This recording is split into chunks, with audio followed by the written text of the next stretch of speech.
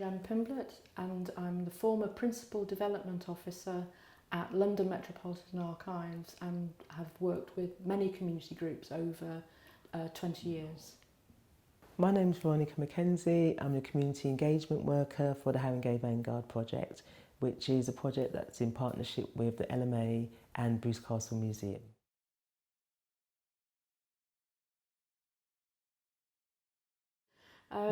Well, I suppose my experience is around the work of London Metropolitan Archives and working with different groups, and that's how I've met you and people coming in and out. I think it's true to say over the last 20 years that the cohort of people coming in has altered and changed. We've got more younger people coming through, people from diverse communities coming through, particularly African Caribbean. But also we've had people from the Middle East and so on in latterly, later on.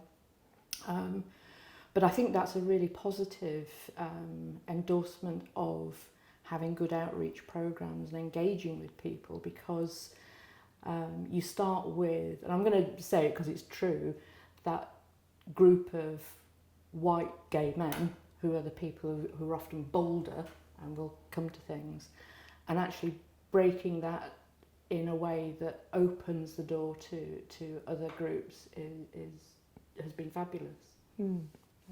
I would say I've been a beneficiary of Jan's working practices in terms of how she reaches out into different communities and she engages people. And I think one of the most important things is that personal contact, because then that allows you to build trust, build relationships, and then you can then work with institutions. So that personal connection is really important. For me, what's been really interesting is, especially in the BME LGBTQ communities, is that our history is important and should be documented. So it's that awareness that some of the materials that we've collected and our experiences are valid and can be, useful for other people doing research. So it's the coming to understanding that there is a level of importance attached to not only our histories but our archive materials as well.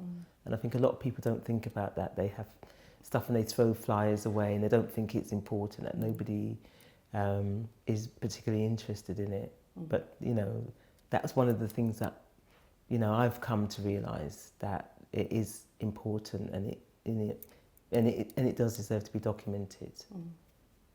I think it gets recorded in different ways as well, because as you say, it can be quite a personal thing with your posters are in your sock drawer or it's in an album, or not at all. People dispose of stuff because they make things invisible, which is probably less true now than it was, but certainly for an old generation that would be true. So that's where the oral history collecting comes in and is very powerful. But we know this stuff is rare because it's ephemera. It's not designed to be kept. It was never created in that way. And I suppose one good example of that is the Ruckus collection, which is Black LGBTQ history from the 1980s on, which has been created by dedicated work within the community. Ajamu and Topher Campbell have pulled that together. But they've literally gone around the country talking to people and getting collections from under people's beds, from drawers, from places they had forgotten about. But what they've created is something that is so precious and so rare, because it is a really unique insight into the development of Black cultural responses to identity and sexuality that doesn't exist so powerfully in other places. So that's been great as well. And the oral histories that you picked up on, one of the things is that people don't believe that their history is anything particularly interesting. But then when you listen to 3 or 4 people and you hear their experiences and actually how much they went through, and it's something that younger people, people going into research now, will just be amazed by a lot of the stuff that happened, and a lot of the circumstances people had to overcome to live their lives. So that's the oral history part of it is also really, really important.